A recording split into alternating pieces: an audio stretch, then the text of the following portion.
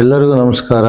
ನಾನು doctor Shridhara S, Malnad ENT institute and research ಸೆಂಟರ್ನ ENT consultant surgeon.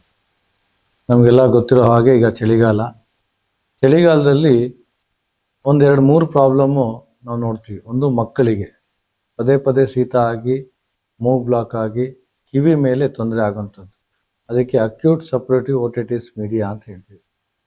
ಅದಾದ ನಂತರ ವಯಸ್ಸಾದವರಿಗೆ ಮತ್ತು BP ಇದ್ದವರಿಗೆ, ಅವರಿಗೆ ಈ ಚಳಿಗಾಲದಲ್ಲಿ ಮೂಗಿನಿಂದ ರಕ್ತ ಬರುವಂಥದ್ದು ಸಹಜ ಗುಣ. ಒಂದು ಡ್ರೈನೆಸ್ ಆಗಿ ಮೂಗಿನಿಂದ ರಕ್ತ ಬರುವಂಥದ್ದು, ಇದನ್ನು ವಯಸ್ಸಾದವರು, ಬ್ಲಡ್ ಪ್ರೆಷರ್ ಇರೋರು ಸ್ವಲ್ಪ ಗಮನ ಹರಿಸ್ಬೇಕು ಅಂತ ಕೇಳ್ಕೊತೀನಿ.